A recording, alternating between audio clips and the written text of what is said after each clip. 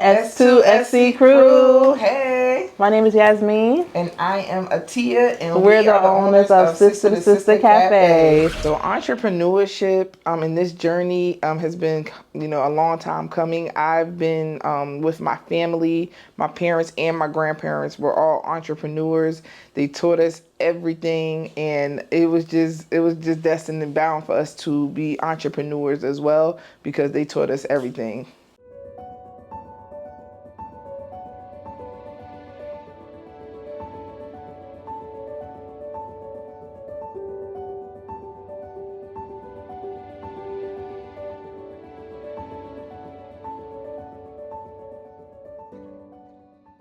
Talk to me about your mom.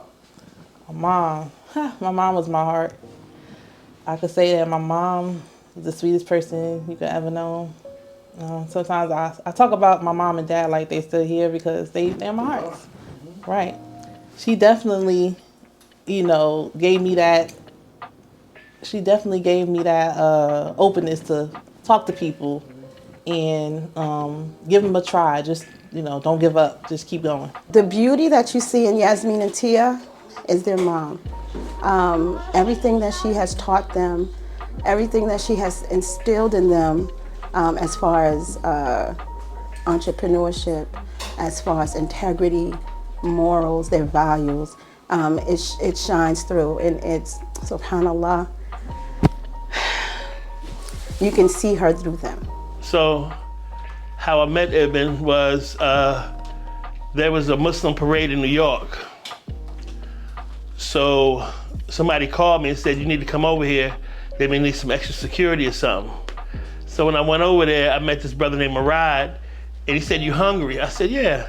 So he took me in the park, and that's when I met Ibn and his wife. He was cooking food, and that's how our relationship started.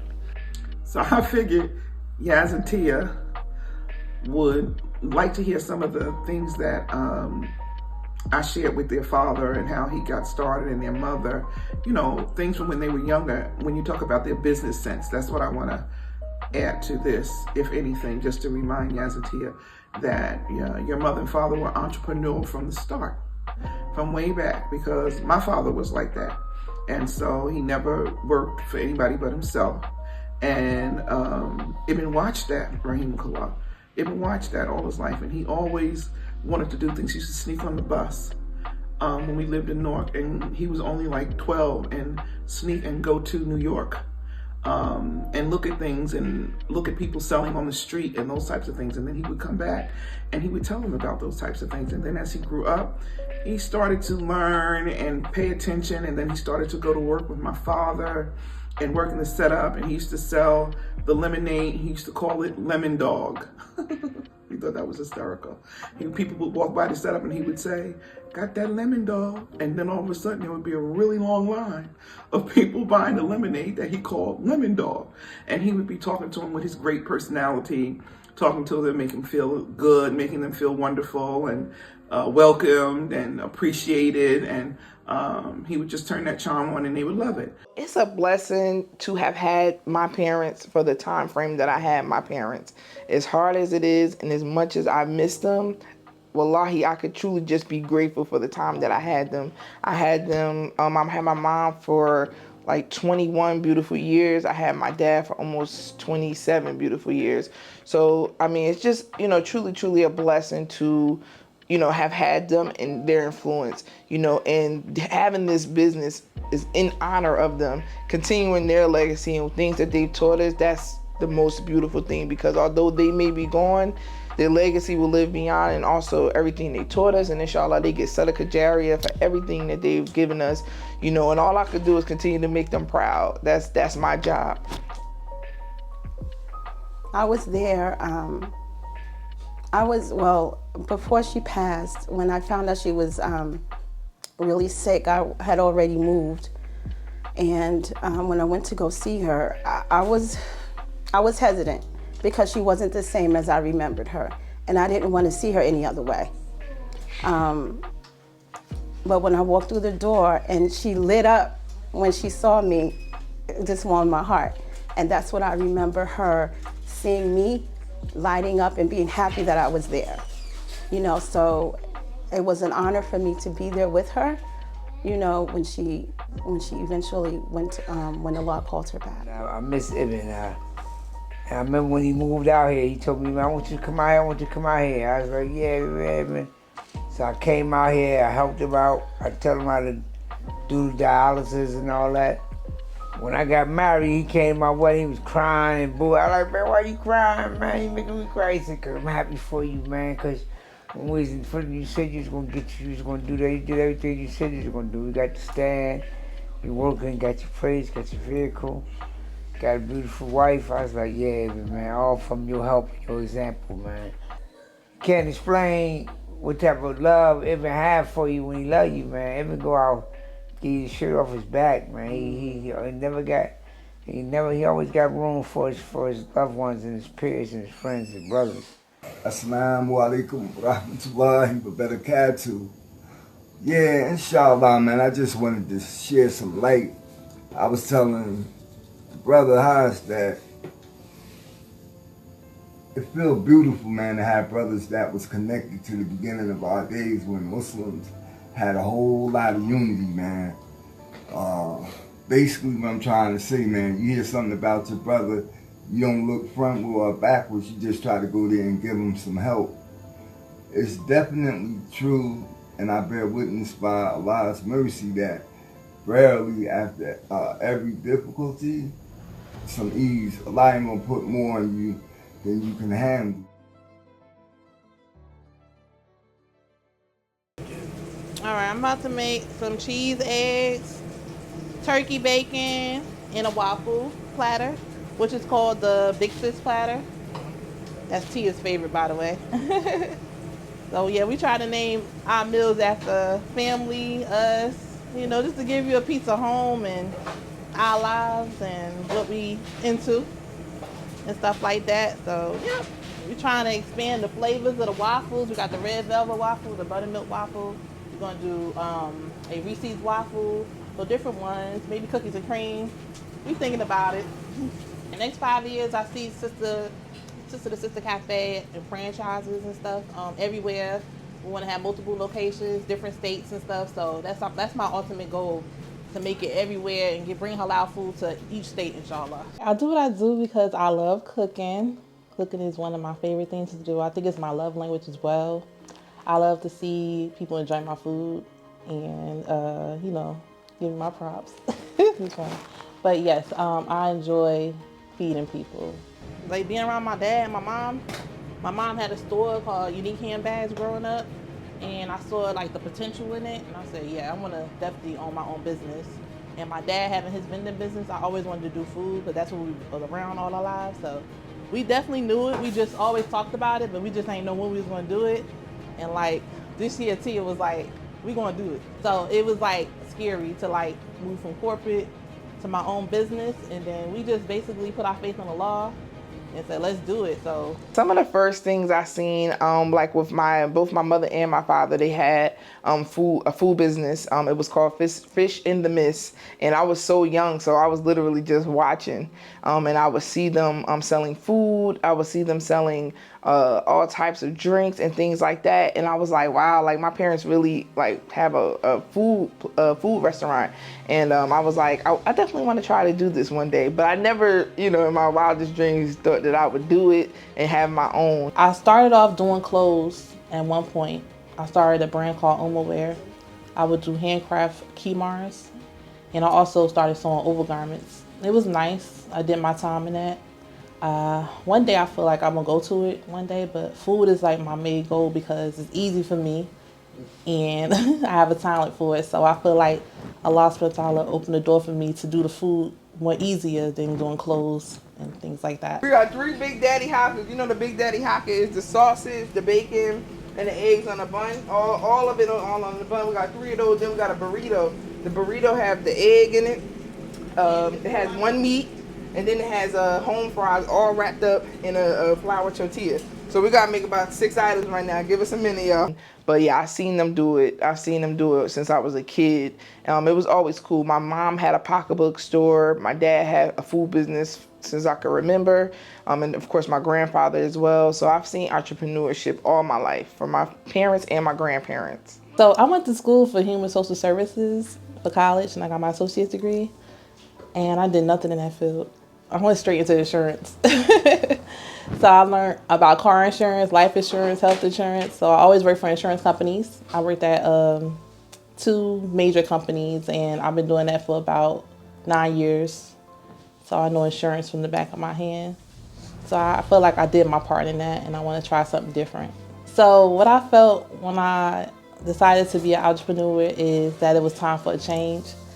I did my part helping people with insurance, and I was like, now I want to do my part helping to feed the people and putting my talents out there.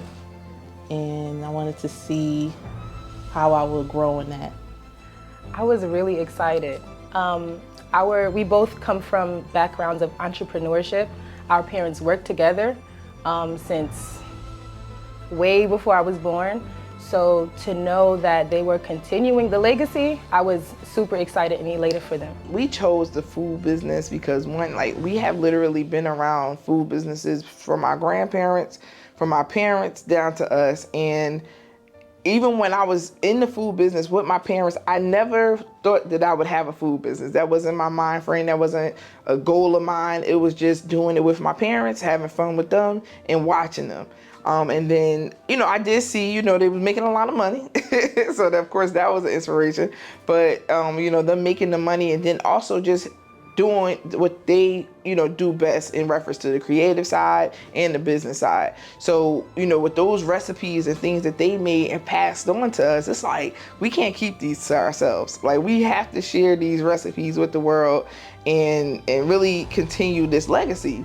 But literally it was about a year ago where I decided to do a food business because 1, I knew the success that can come out of it, and 2, I saw a niche that was needed in Atlanta for a halal food and halal breakfast. And it was just recipes that I wanted to get out to the world. Well, they both have the personalities. They have both caught the attention of the community, specifically the Atlanta Master community. They are beloved to our community.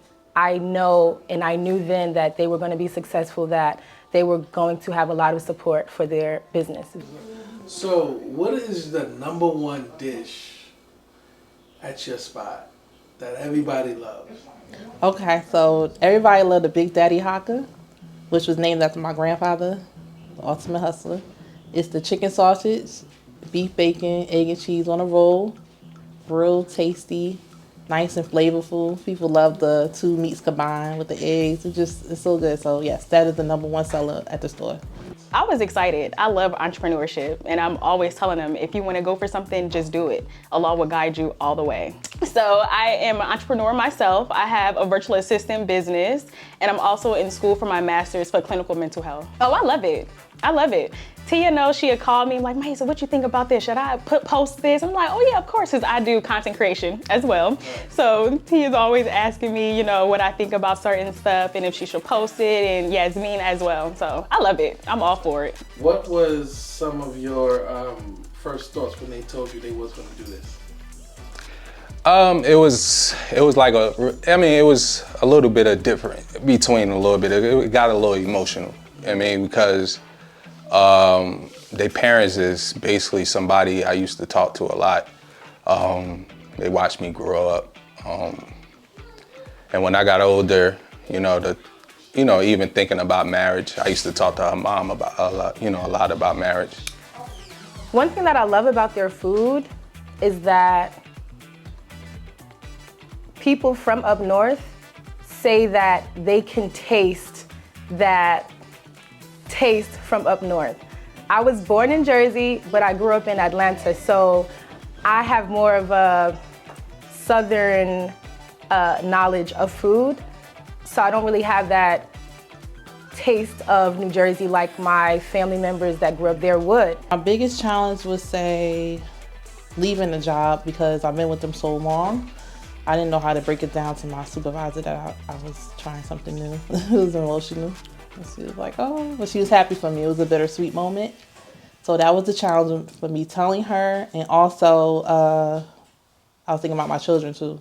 Like, who helped me with my children, and my grandmother is helping me. Yeah, I have 3 children, 2 boys and 1 girl.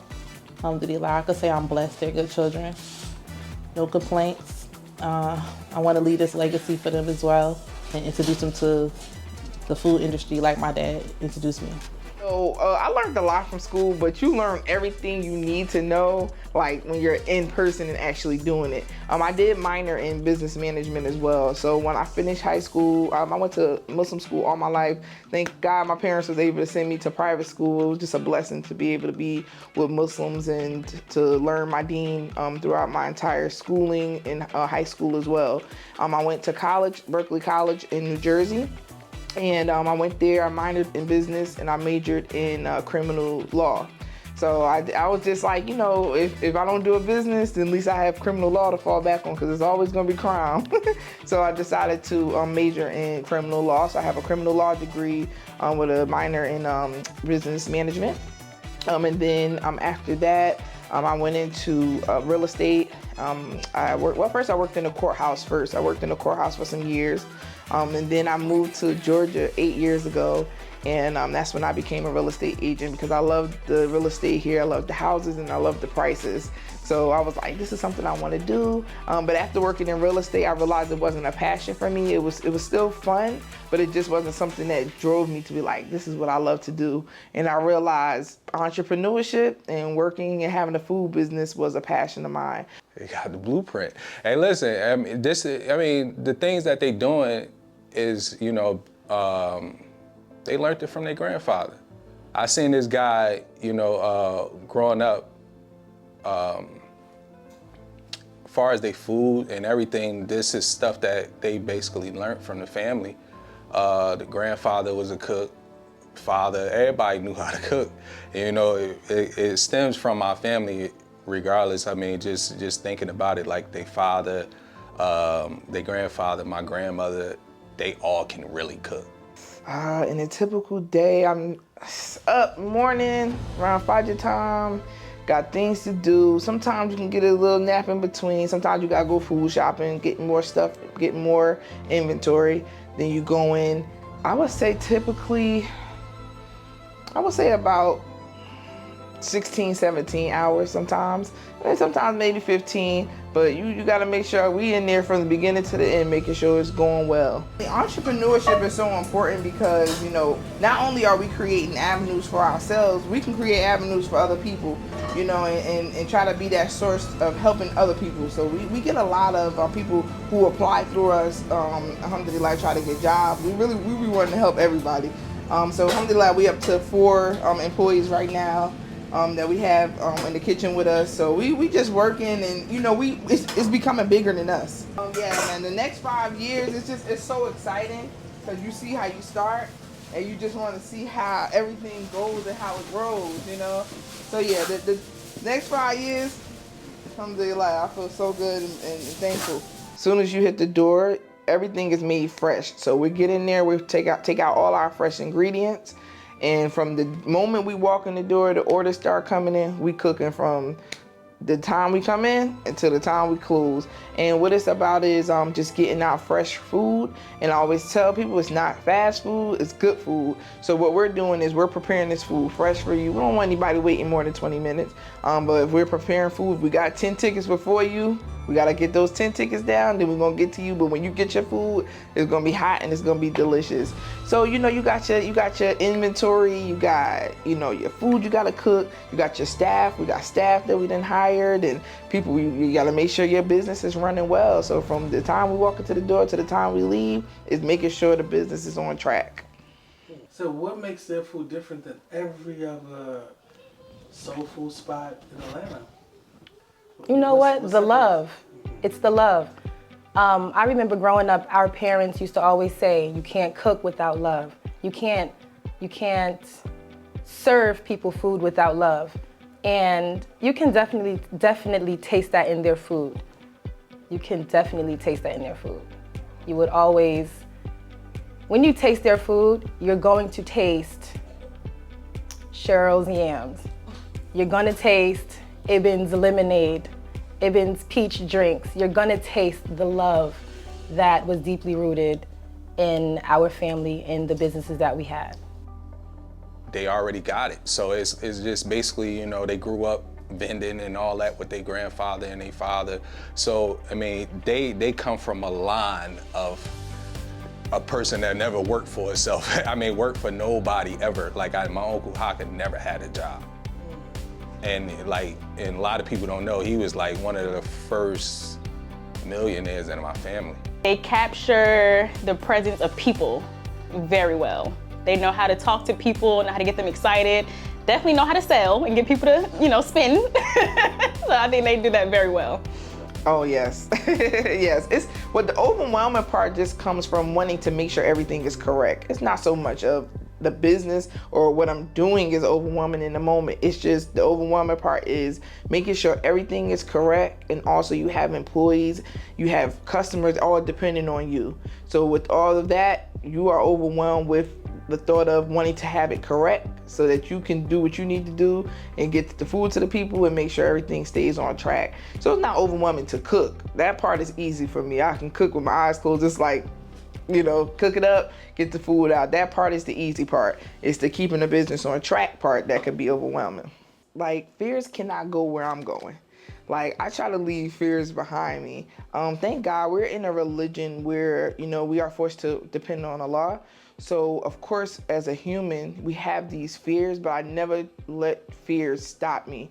You know, it may even prolong it. I may, you know, pause on it and make sure I have everything and all the ducks in this row, but I never let fear stop me. And definitely see them with a 5-star restaurant. Like a nice halal 5-star soul food restaurant, which everybody, Muslims, non-Muslims, will come and eat. I see it being big. I see it not just being here, you know, taking it back home and having something out there, you know, from where their roots stem from. So I think, man, they got some good food. The entrepreneurship, I see that in them, you know. Well, I think they're doing a good job. I mean, they have that motivation, that energy, which is needed. You know, I just think they're doing a good job, excellent, you know, and I pray that they be more successful. I mean, and I'm gonna be honest with you, like I enjoy it. You know what I'm saying? I enjoy their food. It just, I don't know where they learned that chicken recipe from, but I'll be trying to figure out because it tastes like my grandmother's chicken, and I know they, you know, they wasn't in the kitchen with her, but it's real good, you know. So I see them being very successful.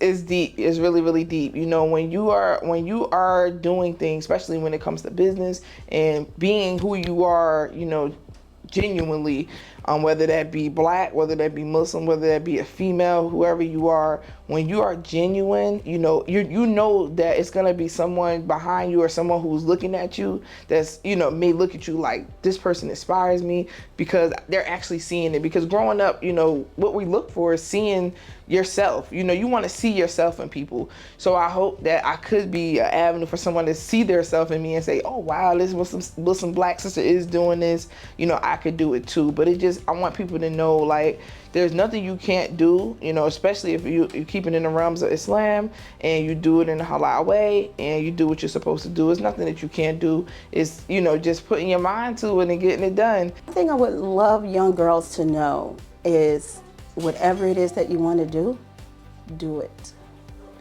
Jump in and do it. Don't stop. You're going to hear naysayers in your ear, and it's okay. It gives you a moment to sit back and think, this is what I want to do, and jump into it. Just don't stop. Go for it. You being a woman, your beginning and your ending is not in marriage. It is not in motherhood. It is not in being a daughter. First, it is being a Muslima, a believer in Allah and His Prophet Muhammad sallallahu alaihi wasallam. And second, know that the world is yours. Follow your dreams. Young girls out there, you know, my advice would just be to be you, be yourself, genuinely. You know, be who you are, and, you know, do what you need to do. Follow your dreams. Whatever you want to do, just go for it. Allah is always going to be there to help you. Whatever struggles you may have, make a prayer, say Bismillah, and go for it. and don't let anybody tell you that you can't do something or that you're not able to. With the permission of Allah, with drive and determination, you could do anything. You could be anybody, and we do it just as better than all of them. We could do it just as good or better. I would want her to take that, never be fearful of anything. If you got a goal and you want to start a business, save your money, do your research. Don't let nothing stop you, because it could be done. Me and my sister were young and we tried it, and alhamdulillah, we're glad we took that leap because it's worth it. Thank God just how well it's been going from starting. Just the reception and the love that we received once we opened, and even before we opened, we did catering. So we saw a lot of love coming in from the catering and the vending. I was like, they really rocking with us out here in Atlanta. We could do something. So once we got that love and we decided to open up and we see this continuous love, I just see a beautiful future in that continuous love and our customers, knowing them by first name basis, and continuing to get the food out to them, and just making good food and healthy food for people to consume, when they don't got to worry about it not being natural, not being good food. This is good food, y'all, and natural and good food. We're not serving anything that's you got to worry about later down the line. This is good food. So I'm just thankful for that, and I think our future is bright once we continue to work on this path that we're going on.